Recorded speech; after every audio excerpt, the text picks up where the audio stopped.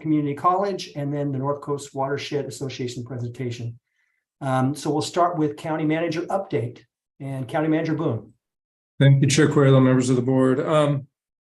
Just real quickly, a couple updates. The first on the Columbia Inn.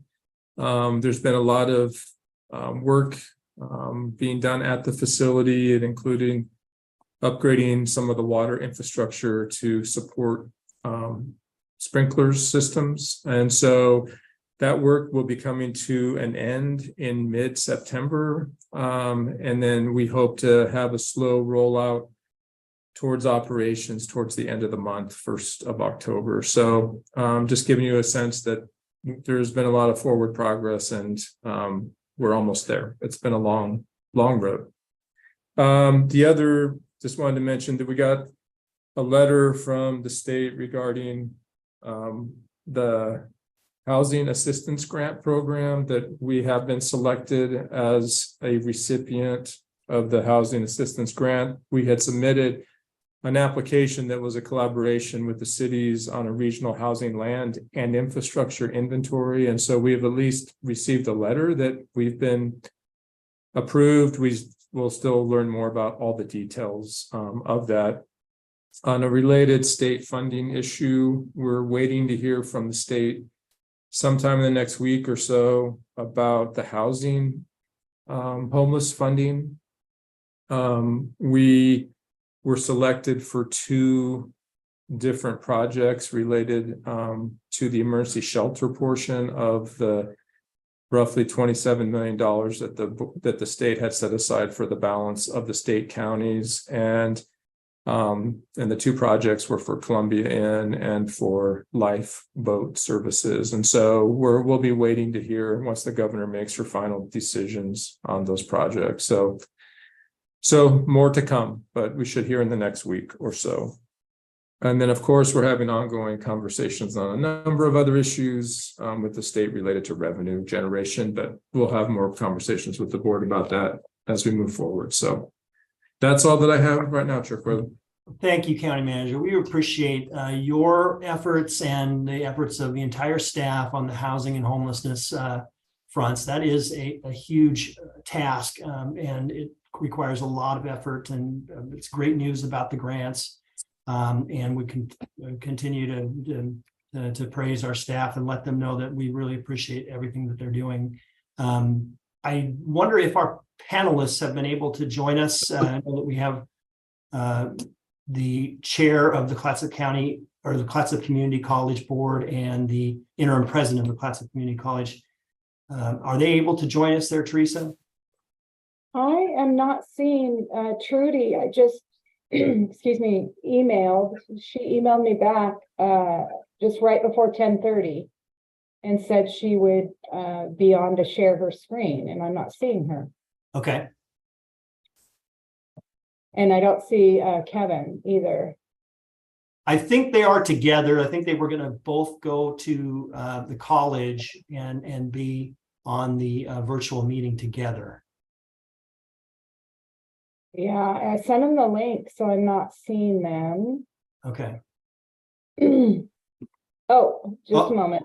Let's see if that's Here. She's calling me right now. You're on. Does it say host account possibly?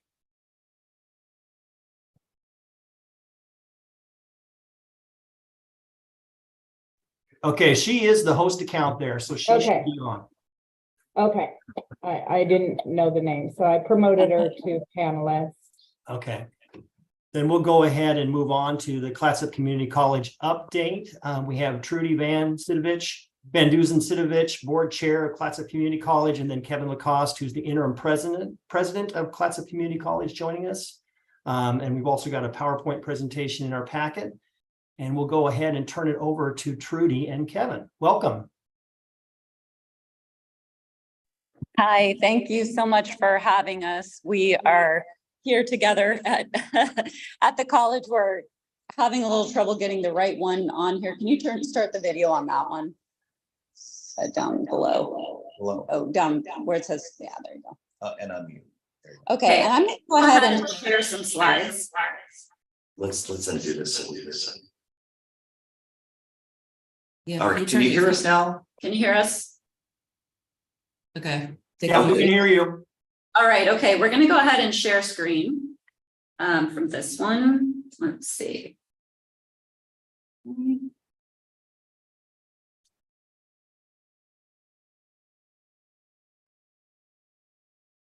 All right. Okay, we can see it.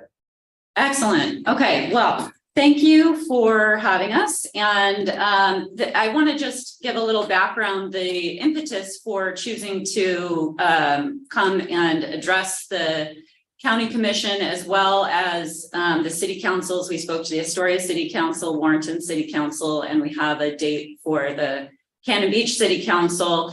And that actually came out after seeing what happened with the Sunset Transit District. Not that we are anywhere near what happened there, but seeing that some early communication about the condition of that entity's financial health would have probably avoided a lot of problems.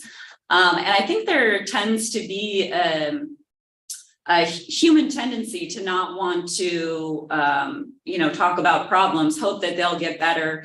And I'm really, tasked with creating transparency and open communication. That's really what was requested of us by not only the staff, but the community. And that's what we're trying to do. So just help people understand where the college has been over the past, 10 plus years, and then where we're going from here. So with that background, I'm going to step into our first slide here. Let's see. Okay, so transparency, it's not always pretty. That's the thing about transparency. There's it kind of goes both ways. If you really want transparency, then you have to be willing for some things to be a little ugly. Let's see here. Tapping, but it's not going. Here we go. Financials. The college overall is in the most precarious condition it's been in its 65-year history. And this is as a large result due to not planning for capital improvements and maintenance. There's been a lot of new buildings built without maintaining the existing ones or creating a way to maintain the existing ones. We have $15 to $20 million in deferred maintenance at our various buildings. And then in addition, we have a trend of essentially spending more than we're bringing in. We've missed our tuition estimates by more than 10% for the past several years. We've been relying heavily on timber. So we are in a precarious position once you add in COVID and what that did to higher education really across the country, but particularly community colleges. It's a tough situation we're in.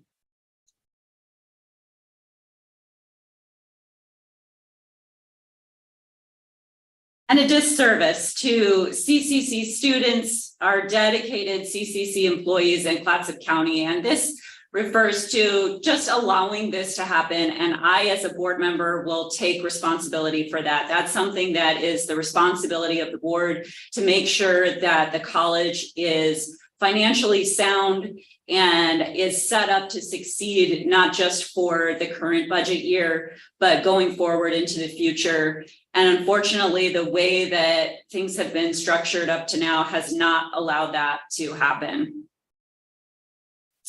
And then it takes a village. The idea here being that this is more than just an issue that affects those of us up here at the Lexington campus or at our South County or Mertz campuses. This is a county-wide resource, and Kevin is going to talk more about that. But it really is going to take a county-wide solution. And so that's why we want to make sure that our county commission is informed on the situation.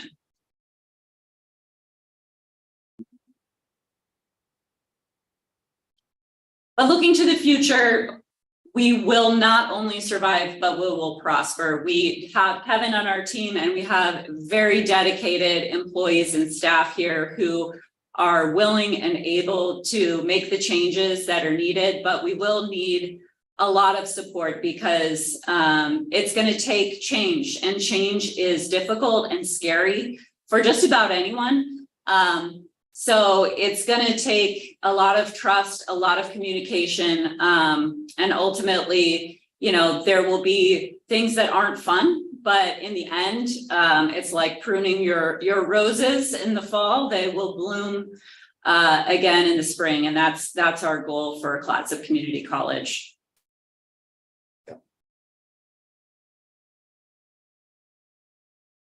All right, getting my slides to turn here is not as easy as it should be.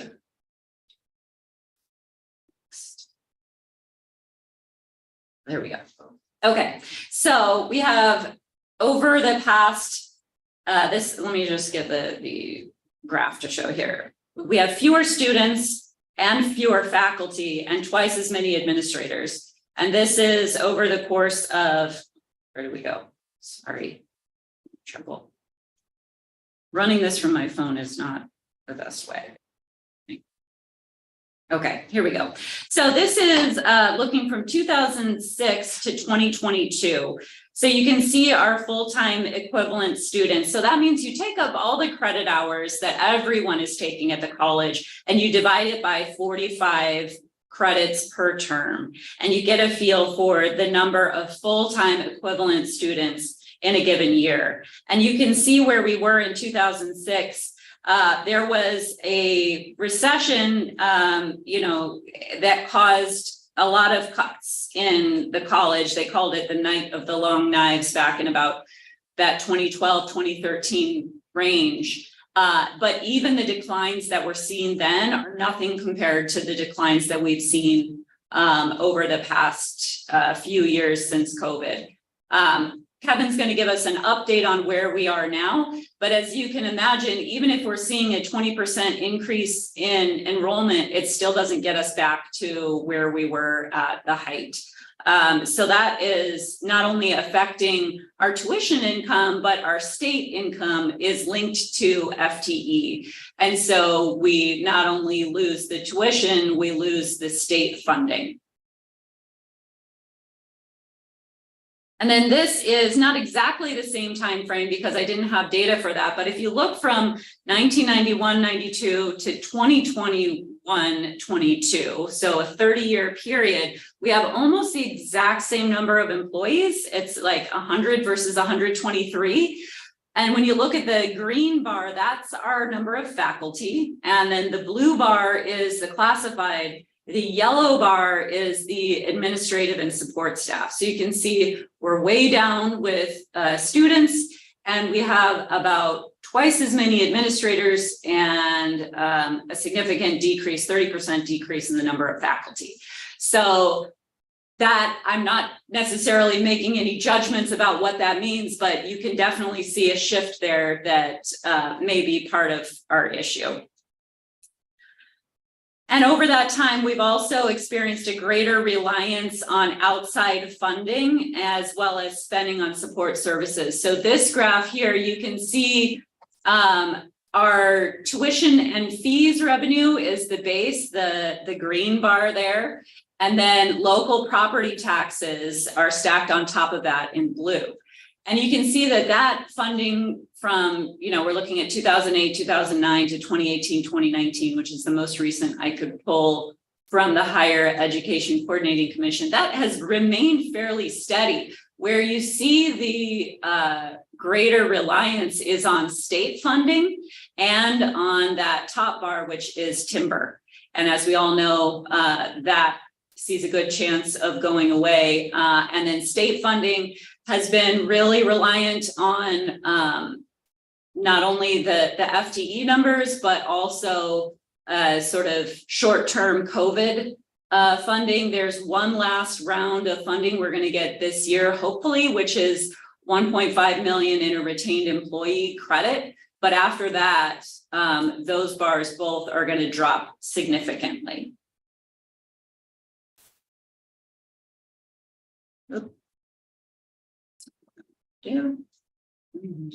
Okay, and then here we have our, did I lose you?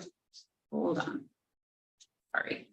Okay, so here we have our general fund expenses by category, and you can see instruction and instructional support have remained fairly consistent. So instruction is the green bar, instructional support is the blue bar, but then the administrative expenses have gone way up. And unfortunately, the blue bar that's so small there, that is facilities. Oh, excuse me, sorry. That is facilities. That should have been much, much bigger, that top dark blue, to ensure we were taking care of the buildings that we've built. Because over this period of time, from 2008 to 2018, we renovated Toller Hall. That's the former main high school building. We added Patriot Hall, which is a huge and very expensive complex here. And we've had a lot of facility issues out at our Mertz campus as well. And those have not been addressed. So there's a lot of spending in new places and not enough spending in others. And that's the end of this slideshow. And not to leave it on a negative note, I want to make sure that Kevin has the opportunity to tell you where we're headed. But I just wanted to make sure that you guys had a chance to see kind of where we're coming from and the challenges that we've been dealing with, you know, here at the college over the past, you know, decade plus. And I think it just, you can decide for yourself what those numbers mean. Yeah, Do you want me to share this? yeah, just a second here. So just to, Well, There we this go. one is not That's- doing, I'll just. oh, that's okay. Just to reiterate, I'm, you know, I spent a lifetime lending money for US Bank, and spent a lot of time looking at large projects and small. When I would join the budget committee and saw kind of the situation we were in, I was thinking, am I missing something here? Is there something I'm just not understanding with the way we account for? And I kept asking more and more people, what if this is true, this is not good. So tell me, what am I missing? And the answers were, you're not, it is what it is. So, what they recommend maybe 2% as a conservative number. If you want to replace a roof, you buy a house, you're going to like set aside money to replace the roof and air conditioning and carpets and what have you. To this point, the college hadn't been saving anything for years. And our maintenance budget is not adequate for the footprint that we have. So that was the big, oh my goodness, that's a big number. It could be in excess of $1 million a year. We haven't been doing it. So then you look at the concept of recurring and non-recurring revenue.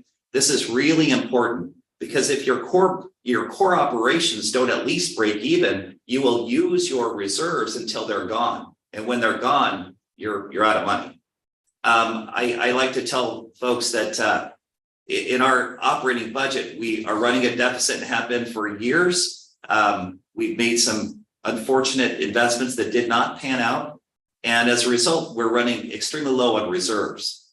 When you look at the budget, I'm chatting with our unions currently, and they're saying, well, look, there's millions sitting in this auxiliary budget. What about that? And what I explain to folks, those are already claimed. Those dollars were borrowed to put our ERP system in. And so those monies they're showing up because they haven't been spent, but they're committed. But without some improvements in balancing the operating budget, we will slowly run out of money. That's just the way it goes.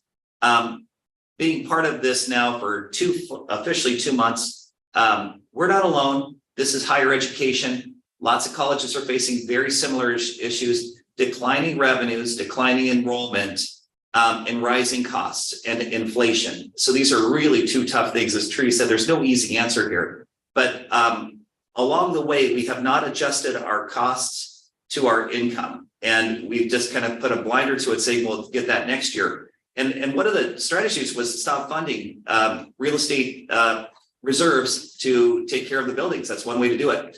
And that happened years ago.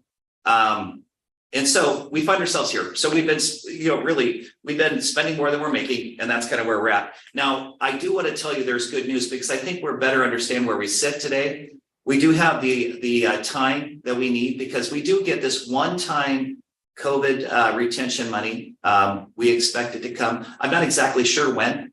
It's a receivable at this point. It'll arrive when it arrives. We're not sure when, but it'll be, I would imagine, in the next, could be as short as 2 or 3 months to 6 or 8 months. But that provides us the time that we need to do the important work to get ourselves in balance. So I would love to, again, the county commission should understand how important this community college is to the county. So this is some recent work done right off the presses from fiscal year 21-22. I want to share that slide. And this is kind of this was published in the Astorian recently too. So I just want to kind of cover it, but it's what Clatsop Community College means to Clatsop County. And I will get this thing. Here it is. Okay, so 1,564 credit students, 1,000 non-credit students. That's more of our MERTs and technical and career training, and 192 employees. That's higher today, but back in 21-22, that was the number. The impact, the alumni impact is massive. Impact of increased earnings of Clatsop Community College alumni and the businesses that they work for boost 97.4 million in added income, supporting 1,321 jobs. 1 out of every 16 jobs in Clatsop County is supported by the activities at Clatsop Community College. Operations spending, $11.7 million in just our expenses of the college, supports 181 jobs, and student spending, $3.5 million for another 54 jobs. So the total impact is $112 million added income, or 1,556 jobs, and that's where they get to the 1 at every 16 jobs. So that is a loud and clear sign that this is worth working through. It's such an important part of this county, the county, and frankly, not every county has a community college. I think we're really fortunate to have one, and we are dedicated to making this thing sustainable. And how do we do that? We have to get our expenses and we have to get our income in line from our operation standpoint. And at that point, I think we go forward to look for other opportunities. It's going to be a process because it takes a long time to build the reserves that are no longer here. We've through lots of different things, we're kind of down to a fairly low level. We typically like to see reserves in the 15% of our budget, and we won't be there. Probably won't be there this year. Hopefully next. We'll see. And so anyway, that's kind of an update from where we stand. The good news on the enrollment is great, and what I'm really excited about is that the support we're getting from all corners of this county has been very exciting. I think we need to reach out more. Some of the findings we found is the drop off from high schools using Clatsop Community College related to this failed program we had that had such a challenge kind of doing the work of the college. It's like the county having a computer crash or a program that just doesn't work, and you can't get your billing out, you can't get your business running right. We went through that here probably 3 years ago, 2 years ago. It has gotten a lot better, and we are now in the process of installing an enterprise-wide system that is the most used in all higher ed, called Colleague, Ellucian Colleague. And that will be fully implemented by mid-year next year. And we think that's going to provide us so much, number one, information, but also just the ability to get the job done for the students and for the administration. So that's one thing we're working on. It's very important we get that implemented. We did have to borrow money, and that's where you'll see some money in our reserves. But again, that money is spoken for. We are waiting for the retention money that should come in again. That'll be that is really, really helpful. It's like allows us the time we need to get this thing back in line. And then and with that, we'll get this. We will get it done. I mean, it's not going to be easy, but we'll get it done. We have to kind of right size the college to fit the current enrollment numbers, and then plan for the future, which is going to look a lot different than maybe looking backwards. We got to look forwards. And there's some real interesting stuff going on out there that's going to be pretty exciting, technology related. So with that, that's my report, Mark. Any questions?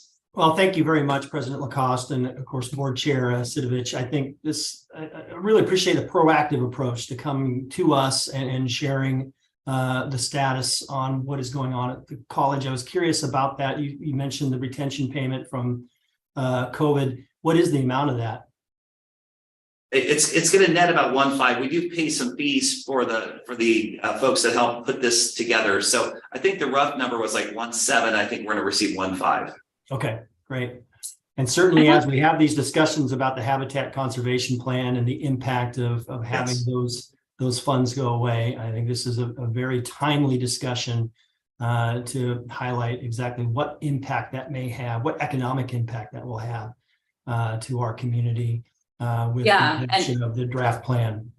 Just to let you know that timber has been about $1 million per year to the college. 500,000 of that has gone to debt service, and about 450,000 has gone to our general fund expenses. So we would be taking a hit in both of those areas if timber were to go away.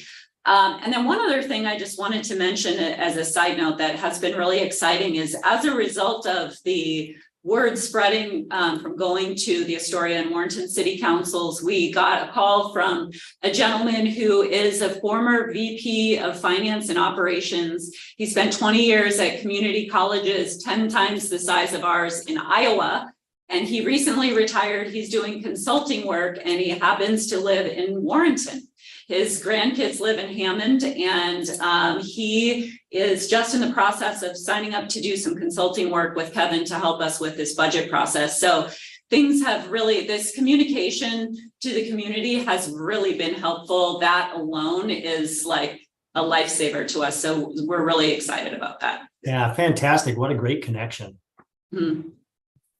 And then I did appreciate the article in the Astorian as well that talked about the economic impact of Clatsop Community College. I think it is important to remind folks about how much the college means to our community. So that was fantastic to see that as well. I have Commissioner Webb and then Commissioner Thompson. So Commissioner Webb. Yes, thank you.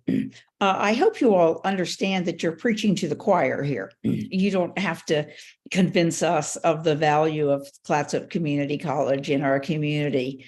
I am the county representative on the regional workforce board. And I have been very saddened by the lack of participation in that body by the college. There are a number of funding streams that flow through that workforce board, and I haven't seen the college be a recipient. So I hope I can work with you to help you gain a little bit better access to those funds. Great. And as I say, please don't think that you have to convince. I think I'm speaking for the whole board, but I don't think you have to convince any of us of the value of our college here. The other issue that I would love to see is some more financial data about the last few years. 2018-19, is almost 5 years ago. And I think it's a little bit unclear to a lot of us about concerning what's been going on in these last few years. We understand the drop of enrollment, but there are other issues. I think the administrative issues, I certainly have heard from a lot of people at the college that they felt for a long time they had a deficit of administrative folks, and of course we're all aware of how the new computer system was really devastating to the overall function of the college. So I'm very glad to hear that you all are solving that problem. I wish it weren't still a year away. I've got a couple of more questions for you. One of them is, had you all received any money from the federal government prior to this $1.5 million? Didn't you get any other ARPA money or federal money during COVID? Yes. And unfortunately, so what happened with that, it was the HERF, the Higher Education Relief Fund. And that coincided with the implementation of the failed software system, which we discussed a little bit in the meetings with the other city councils, which caused us to not be able to send bills to students. The bills existed in the computer system, but we weren't able to send those bills out to students. So students ended up with huge outstanding balances. And the decision was made by a former administrator who's no longer with us to apply the HERF funds directly to those balances to essentially offset student balances. And that is not legal. And it caused the college to have to pay back a lot of those funds. And that was really unfortunate the way that was handled. So it ended up not really helping with the COVID situation, just offsetting problems with the software and then ultimately creating more problems beyond that. Oh, wow. That's really tough to hear. That really is. You also made the statement, I think, Kevin, it was you, that you had investments that did not pan out.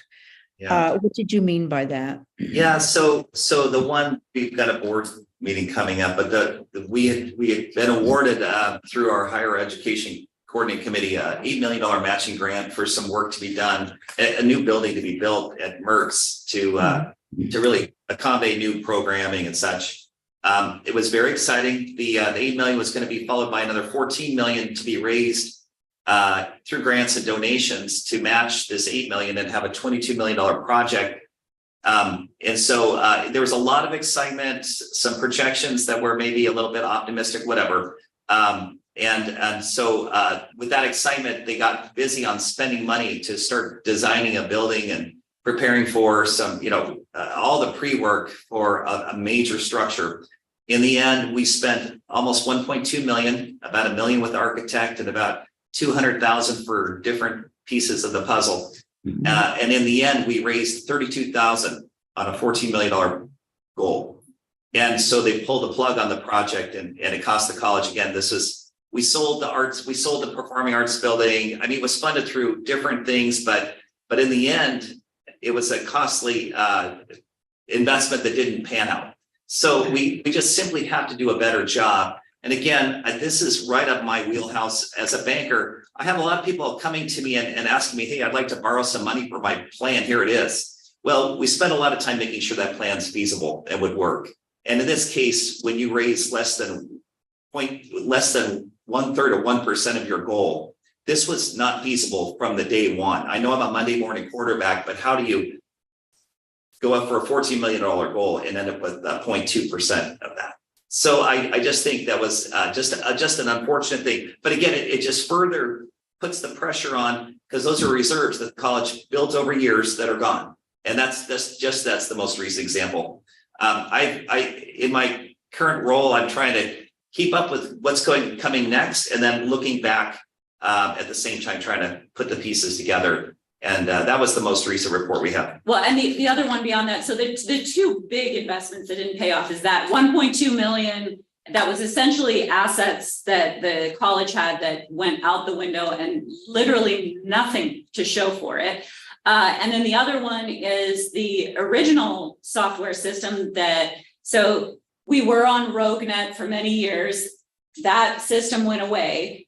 The transition was made to another software system that was paid for out of reserves, about $3 million, and it was a complete failure. So now we're going to implement another one. This is all loaned money. So that 3 million plus 1.2 million down at Mertz tells you that the college, I mean, how long it would take to build up over $4 million in reserves. I mean, this was so many people's hard work for decades, and it disappeared in a matter of a couple of years. Okay. Because I think that our knowledge of the dollar situation is so critical that I think we would love to have, as I say, more recent data. And also, I noticed on 2 of your bar slides, you had, I think in one of them, you had 4 or 5 colors shown, but I could not distinguish that many colors. Oh, And- fair and- enough. that was true in both of the bar things, and it would be nice to have that. The other one I think had 7 done, and I could only count 6. It would really be nice. One of the things you mentioned, the transportation district. One of the things that we have certainly painfully learned is that certainly I've been worked for government all of my life, and it's a passion of mine that budgetary data always be presented in a form that John and Jane Q. Citizen can understand, and that shows what the mission of the entity is that's presenting that data. So I would really encourage you to be as as clear on those issues as possible. And as I say, I look forward to working further with you. The HEC money on Mertz, I was not even aware that had fallen apart. And that's a heartbreak, because I think we've been walking around saying that we were going to get that. It's been reauthorized, Commissioner. It's been reauthorized, so we have the ability to come up with a plan. But at this point, it's going to be, we've got to get our ship in order first. So, but it's been authorized for, I think, for 2 years. So we definitely will come back to that and see what we can do to improve. I do think that a $14 million offset, whatever it was intended to do, is an awfully large amount for an $8 million grant. I totally agree. Raising $14 million in Clatsop County right now, I can tell you, I don't know how in the world you would pull that. And I'm seeing Chair Quayla agree with me as a professional money raiser. Yep. That's just to me, that's a ridiculous match. I agree with you 100%. Having been a banker and running the Banks Foundation here for the past 21 years in Clatsop County, that is an amazing number that somebody just was not aware of what's possible here, because it was just so out of touch. It just would never happen. Right. I just have one more question, and that is the college carrying debt on Patriot Hall and the changes that were made to Toller? Yes. Yeah. That's the problem too. We post our budgets on our website. We can go back to 2000. We go back to like 15 years, but the presentation is so confusing. And again, I spent decades looking at financials and spreading them and analyzing them for years and years. And this is the most confused presentation you'll ever find. And so you do, that's one of my goals, is to put our website so the average person can understand our operations. Here's what we income, here's our expense. Capital is separate. This is what we're going to do with this building. And when we put this together, there's got to be a plan to take care of it. We're going to stewards of this $40 million of real estate that I think that we need to obviously fix. Okay. Yeah, and I will just add a quick comment. First of all, as far as the data in those presentations, that's all available online on the HEC website. And it's actually very interesting. It's very user friendly. You can slice and dice all the community colleges across Oregon. The other community colleges are up to date through, I believe it's 2021-2022 school year. Clatsop is not, and that is due to issues with the audits. There have been, because of that HERF issue, and because of the software system not being able to report data, that's why Clatsop's data is behind. It's very difficult here internally to get any data. It can take months. And so that's why I just went to the website myself to try to figure out what was going on. It wasn't like I thought, oh yeah, 1819 is plenty of data. That's what I could easily get. But it is there, and it's fascinating. You can break it out in a number of different ways. And then as far as, the budget being confusing, I totally agree with you. It not only is the budget confusing, but the presentation to the board has been terribly confusing. It took me 18 months. I joined the board July of 2021. It took me 18 months to realize that my gut, which was the same as Kevin's, was correct. I was like, I feel like this whole thing is a house of cards, but I don't want to say that until I'm sure. And it took me that long to really feel confident that that was the case. So I'll leave it at that, but I agree with you. Thank you very much. Thank you, Commissioner Thompson. Thank you, Mr. Chair. I really appreciate the presentation this morning. I think we're all agreed that we are your willing and capable partners. Now that we've established that, let's work out the details. That you are addressing not only your financial situation, but your value to the community and how you structure yourselves to be an effective business so that you can continue to provide what is essential to Clatsop County, which is a well-functioning community college. I missed one detail. You said timber was about $1 million a year, 500,000 for debt service. What was that other 454? That goes into our general funds operating expenses. General fund operating. Thank you. I would say that I'm glad MERTS is reactivated. I think it is a growth potential for a revenue generator, value added not only locally, but nationally and internationally. To that point, when you're looking at funding for it, this is easy to say and more difficult to implement, but the national and international scope of the value that you provide would lead me to hope that you are able to tap and bring in financial and other resources, not just in Clatsop County, but nationally and internationally to support this effort. However we can help you, we want to do that. Please continue to stay in communication with us on a regular basis. Don't make this one off. Help us work effectively because, as you pointed out, it's clear all over Clatsop County, we need to have capable governance, administrative oversight that is both financially capable and provides economic and social value. We want to help you do that. Thank you.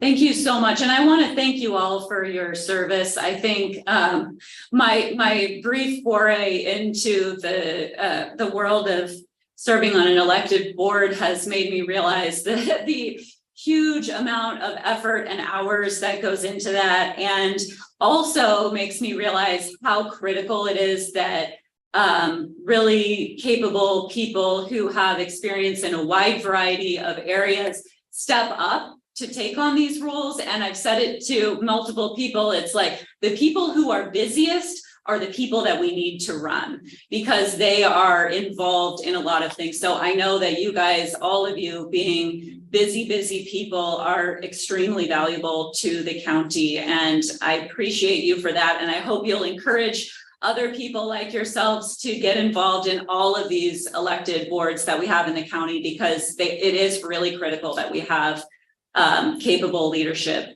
on all of these boards. Mr. Yeah. Chair, a follow-up, could I just add, please? Yes, Commissioner Thompson. Thank you. And what's essential for that, sorry, Mr. President, not to cut you off. What's essential for that is both monitoring so that we're looking at sidebars, we're looking at consequences. We can't just put things in motion and then hope or ignore.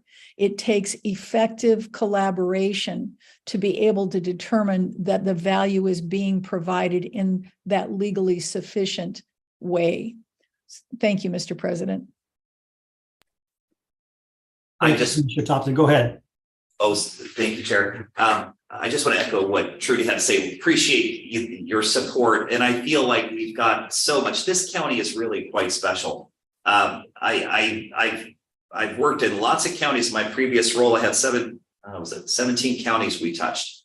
But this Clatsop County is just so special. And I'm really dedicated to doing just what you said. I look forward to kind of getting us this issue about right sizing, whatever we're going to do, to get us to where our revenues and our expenses match up so we can just go forward sustainably, and then get after things like the MERS, because I agree with you. I think it's got, national and certainly lots of value because it's so unique. So I look forward to the fun stuff. And right now it's just a matter of kind of doing the work to kind of figure out where we stand financially speaking, what's recurring, what's one time, and make sure the recurring revenues kind of match it with a recurring expense. And when we get that finished, we'll be it'll be much more fun.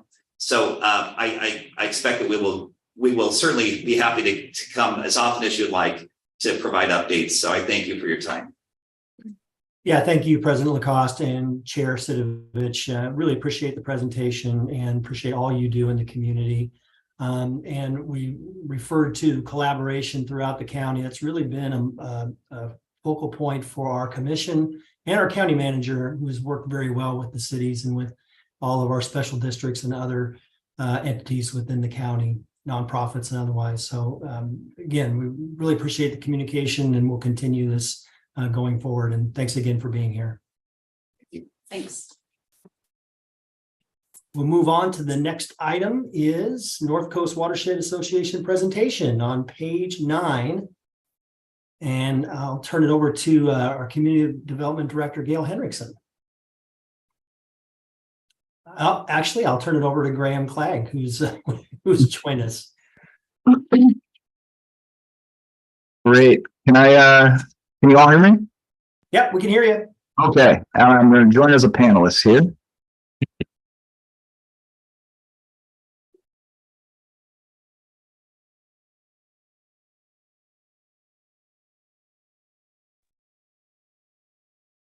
All right, now we're all together. Great. Well, thank you all for being here today, and it's great to see you all on Board of Commissioners. Seen some of you recently and some in the past, but just really appreciate you taking the time to hear us out today, and as we share a little bit about what we do here at the North Coast Watershed Association and some of the projects that I think fit very nicely into some of the stuff that we've been talking about with the college, and yeah, just generally give you kind of a 30,000-foot view of what we're up to. So once again, my name is Graham Clegg. I am the Executive Director for the North Coast Watershed Association. And today I've also got my colleague, Kelly Daffron, here with me. And so we are going to be sharing with you a presentation that walks through a couple of our focal areas. Let's see, that cleared everybody? Great. So yes, we are the North Coast Watershed Association, and we are a group of nonprofits that oh, sorry, we got a Zoom issue here. Hopefully that doesn't cause an issue. So we are your local nonprofit entity that does a lot of restoration enhancement work for local watersheds. We are, unique in that watershed councils are something unique to Oregon, and we have a relationship that is related to the county, and sponsorship comes through the county. So we are able to apply to certain funds because of our work with the county and being able to have opportunities like this to be directly engaged. So the Oregon Watershed Enhancement Board provides us our council capacity dollars that comes through that sponsorship. So really want to thank you all again for just being able to have the opportunity to fulfill our role here and be able to talk to you today. So the North Coast Watershed Association used to be a collaboration of several different watershed councils, Youngs Bay, Nikolai Wikiup, Ecola, and then back in 2000 or early 2000s, we became one. So we consolidated. So we work in an area that's quite large that I'll show you on the next slide, our map of. But within that service area, we are going to today focus on some of the objectives that we're working on, including our Return of the Reds campaign for chum salmon, our water quality monitoring program, rapid biological assessment and limiting factor analysis light that happened this summer, as well as our North Coast Watersheds web map. That's a stakeholder engagement project that we're doing. And just let you know how all our restoration enhancement projects for watershed health are influenced by these. So, really we understand that this area, salmon is life, and we really want to make sure that that is a key component to our watershed work. And so that's, the crux of really everything we do, but also realizing that it's a holistic view of the watershed that leads to a lot of the things that we hope to accomplish. So this is just kind of a map that shows you really where our service area is in dark there, but also where our partner areas are. So, fish know several different streams. They come back to the same stream, but sometimes they wander too. So we too wander into some of our partners' watersheds and help them with grants and going in on grants such as the Mechanicum or the lower or upper Nehalem, which are separate watershed councils, but in the county. So I'm just going to begin by sharing our Return of the Reds campaign for chum salmon that we developed and have launched back in 2021. And, it's I presented at the Columbia River Estuary Conference on this as well, which some Commissioner Pam Webb was able to hear. So this is a condensed version of that. And I'm not going to spend a whole lot of time on going into the details. I just kind of want to give you an overview. You have some slides there that I think can show you some of the windows into our strategic action plan for this project. So really, once again, we're focused on chum because chum at one time spawned in the thousands in the lower Columbia. And we're getting, due to some of our restoration work and enhancement work with broodstock and ODF and W, we're starting to see those numbers get back into the thousands. But when I first started, it was, in about 500. So really, utilizing the kind of matrix of land ownership and partnership that we have here to really revitalize these once abundant populations and really discuss chum in the context of being a keystone species to all salmon, really. And so these are just the goals, the timing, our project areas, where we get funds, and, pointing out that as the local watershed councils, we don't cost anything to landowners. We are simply there to work voluntary with landowners as a non-regulatory agency, really to help align landowner goals with our goals and overall watershed health goals. And so this is just an example of one of the maps that we have in our Return of the Red strategic action plan, with the potential chum distribution areas highlighted in turquoise there, and then those turquoise lines kind of the other extents of the various regions. So you can see we've got a lot of potential chum habitat here in our service area, or part of our service area, and that's what we're going to be talking about quickly here. So chum salmon are, based on another native population we have here, the Chinook, who, describe basically, spotted is where the term is, the Chinook jargon that means quinta, or excuse me, chum.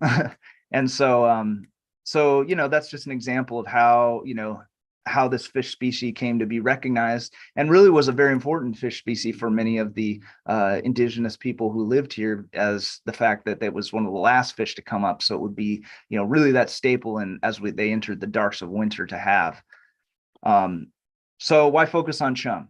Spawning habitats were, by improving habitat and adding those nutrients that are marine derived back to the system is something that chum provide. Chum live in the lower parts of the watershed, which are often lower gradient and often more inhabited. So it's no coincidence that humans and our various plants and animals like similar places. So we really want to align those two throughout our lower watersheds. And so, spawning in those lower reaches typically occurs in November, and they'll spend 3 to 6 years at sea. And, really we're trying to point out that, by having chum around and improving their habitat, it is also going to help coho, steelhead, all these other species, because as we do this work, chum and coho key into very similar areas when they're juveniles, but one cues into one area in the summer, one cues into the same area in the winter. So the other goal here is not only helping chum, but indirectly helping those other species by having this project-based approach where we're adding large wood and increasing a lot of that structural complexity that chum, but also other species need. But once again, these two tracks of habitat structure and ecological process restoration is really the two main focus areas that we're working on. But one of the most important aspects of our work is really our work with landowners. And so really pointing out that, we cannot do this good work for good fish without good folks. And so that's where in our area, 70% of the watershed is privately held, which means we have a lot of good folks to talk to.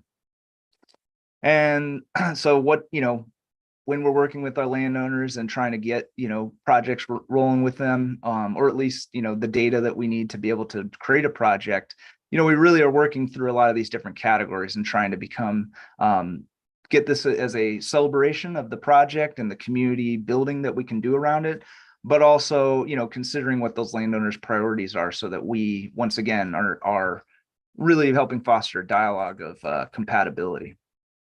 And so this is just a schematic of showing you where we are now and how this is a continual process with, no end in sight there, but that's good because that means there's lots of opportunity.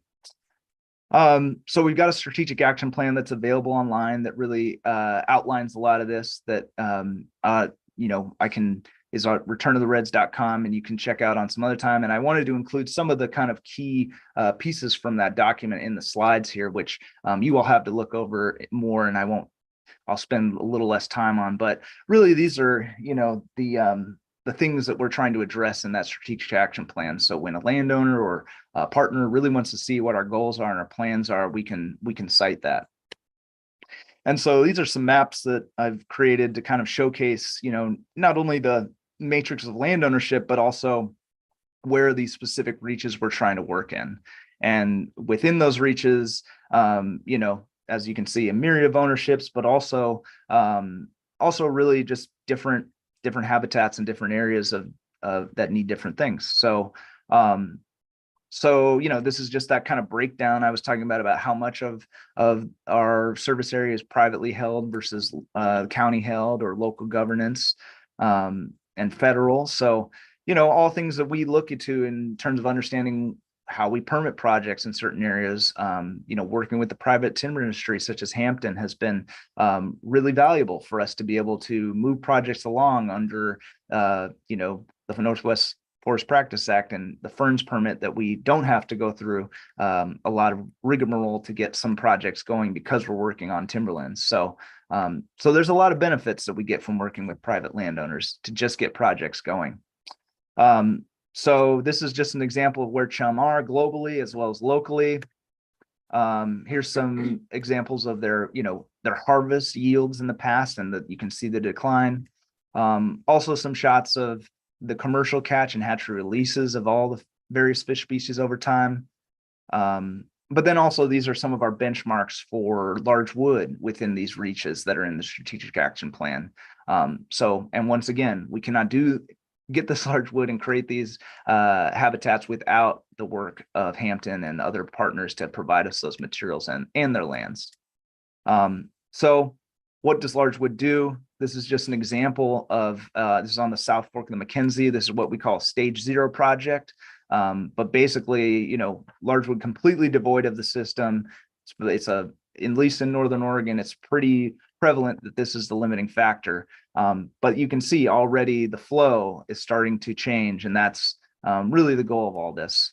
So just some schematics of how this works and what we're looking to achieve, and also some examples of where on like the Hoh River here, you can see from 2014, or from 2004 to 2005, some large wood structures placed in the main stem of the channel have created a lot of that complexity and just floodplain dispersal that we like. So this is another Chum Creek on the Scappoose, not in our watershed, but just another great chum stream that we're working in partnership with the other watershed councils to help them understand what we can do for chum as well. So you can take a look at this schematic over. This is just like talking about how watershed processes change over time through various land use practices, and how what we're doing is looking to address that. But also, where we're working with the Oregon Department of Forestry and others to really think about what can we also do to, as operations are occurring, make sure that we're timing them right. And so, yeah, this is just another breakdown of kind of the watershed priorities and what we're, kind of the notes and what we're trying to watershed by watershed accomplish.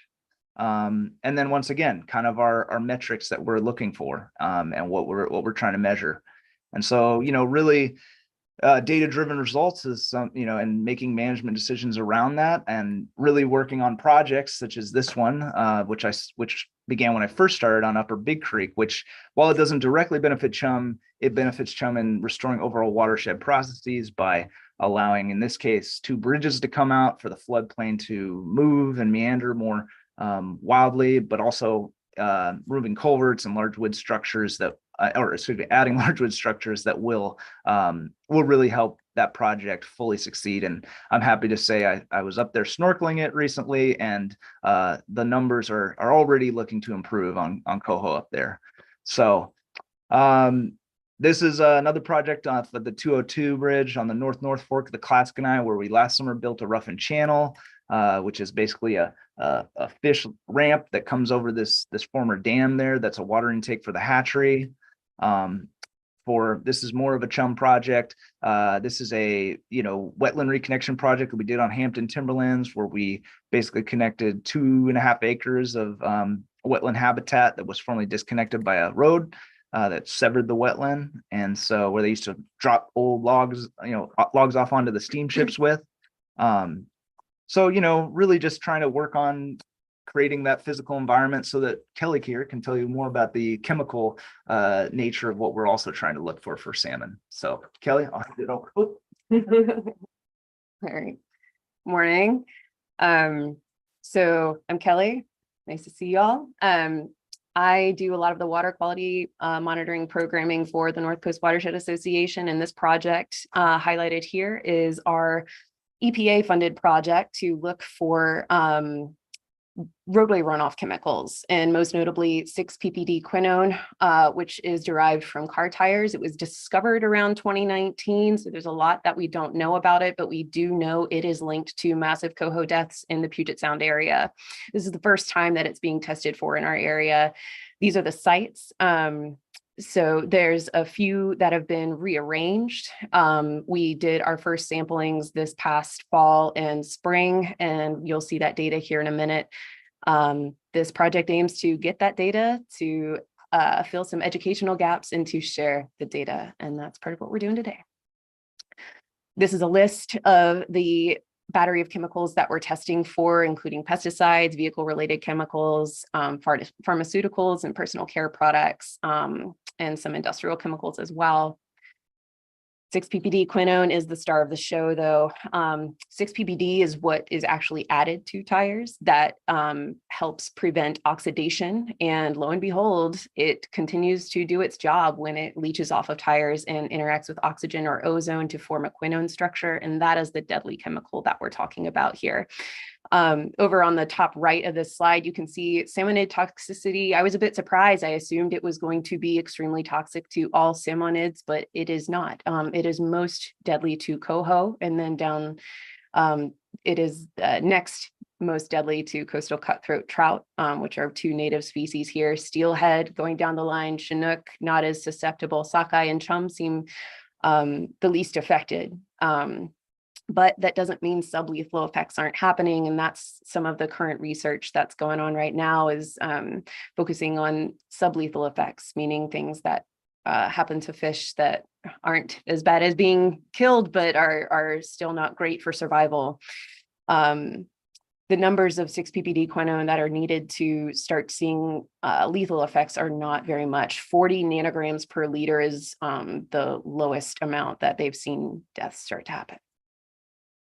So this is some of our initial results, and I've bolded the 6-ppd quinone. So these are samples that were taken in mid-November in 2022.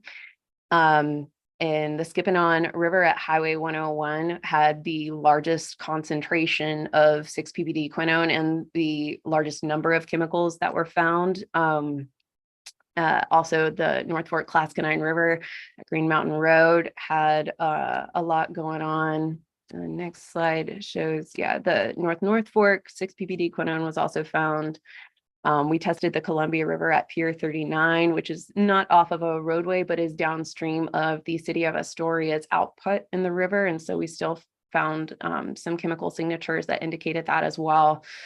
Yeah, and some road related runoff at Lewis and Clark.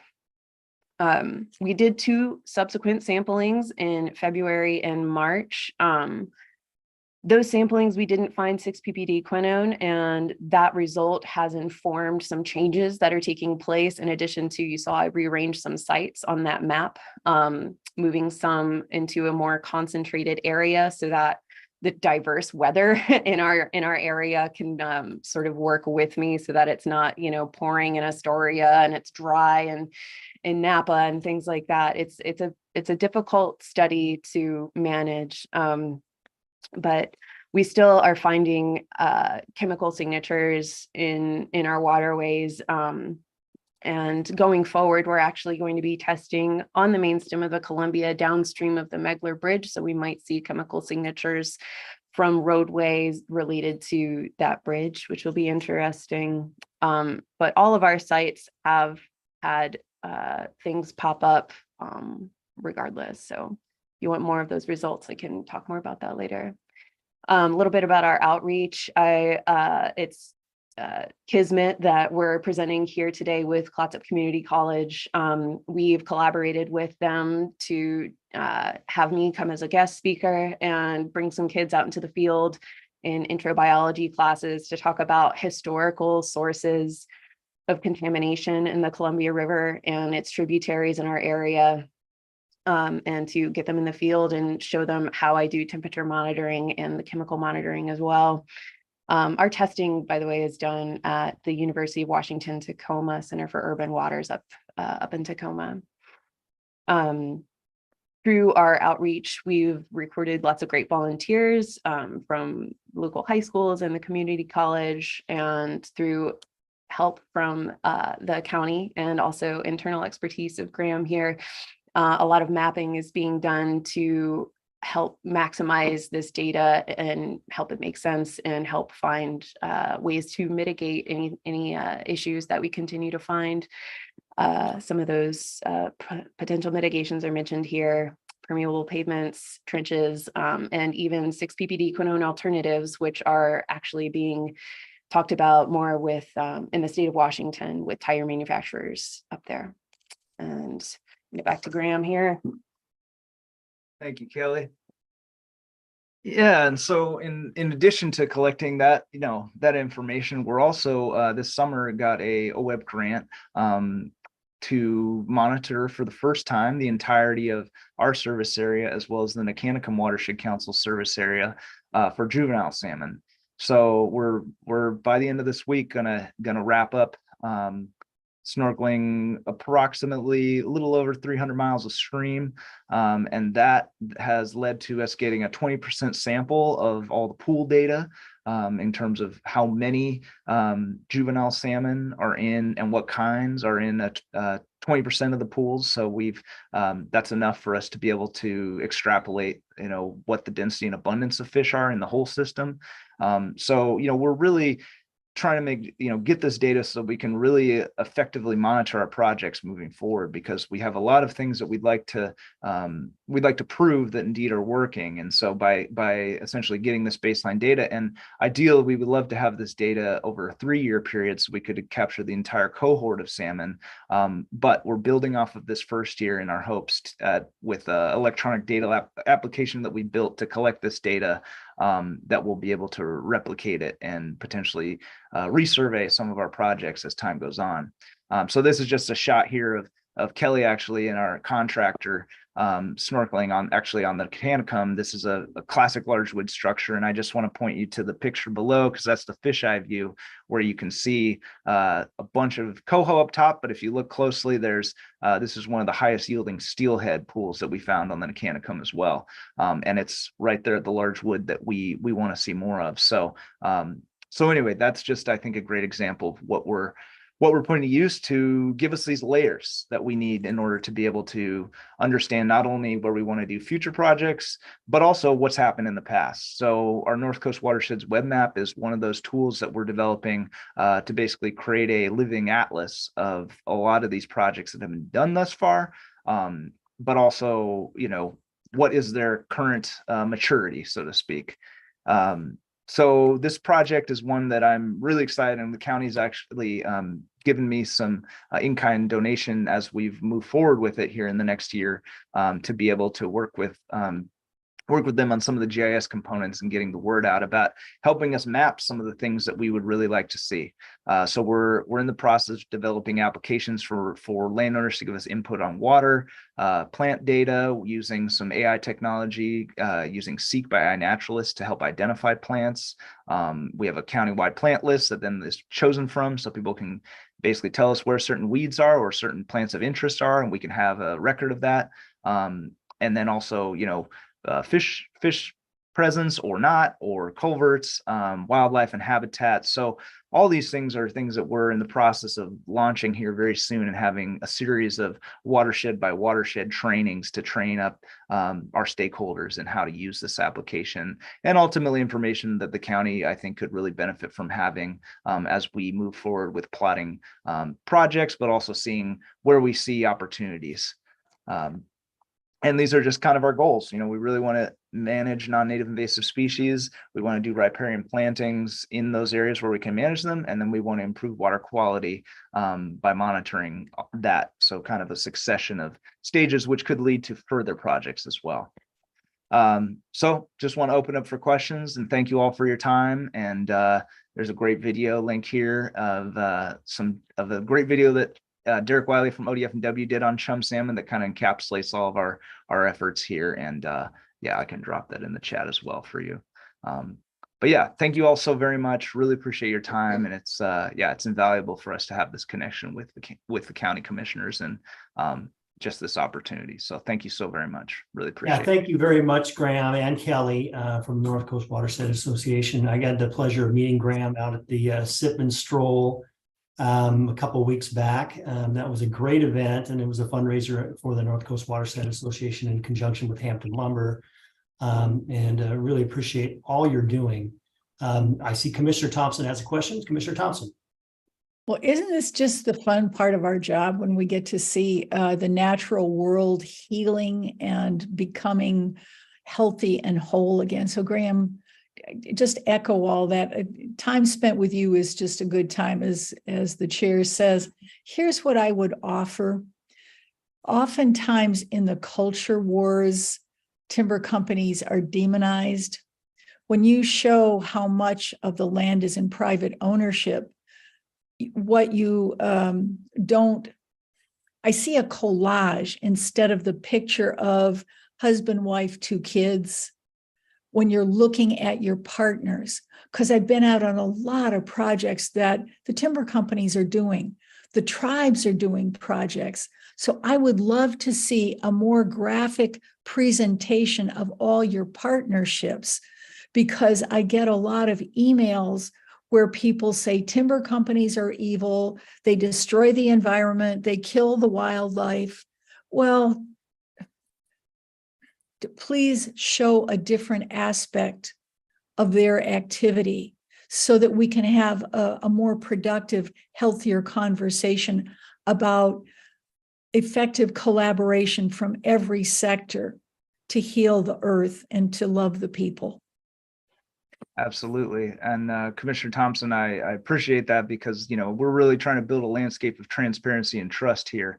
And I think that, everyone has a role to play. And so, I think for us, even figuring out what those roles are is our job. And so we really are committed to, mapping that, because that's one of the things that the North Coast Watershed web map will really showcase, is that I sped through it, but we're going to also showcase ownership, who owns the land, so that once again, that can live in the public's mind, so that we, that it is, it is not a, it is not understood that they're active participants in the right thing here and a solution towards some shared values. Because I think at the end of the day, we agree on a lot of these things. And so, but knowing how to accomplish these things, and that's where, you know, having the county support and being able to lean into when, you know, funding opportunities come around, or you know, objectives and goals that the county has, we want to play a role in providing a service. So as just we look to provide a role to the service of the community college, and yeah, once again, we're in this for the public interest and the county's interest. So thank you so very much. You're welcome. I think you bring out the best in all of us. Oh. I just want to help you portray that graphically in the complex and complete beauty that it is. Absolutely. Thank you, Mr. Chair. Thank you. Any other comments, questions? Appreciate the presentation, Graham.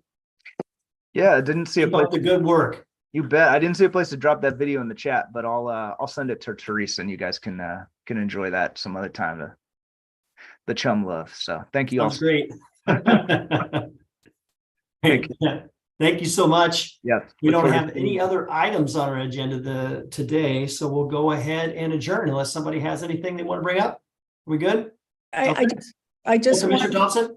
thank you, sir. I just wanted to let people know I'm having a medical procedure tomorrow, so I'm going to be unavailable for interaction for a while, but I'll be monitoring as best I can and back as soon as I can. And I'm looking at 2 to 8 weeks of an indeterminate duration right now, but I'll stay connected as possible and back as soon as possible. Thank you, Mr. Chair. Great. Yeah, thank you, Commissioner Thompson, and let us know whatever support we can offer you. And best of luck. Anything else? Okay, we'll go ahead and adjourn. Have a good rest of your Wednesday. Thank you. you.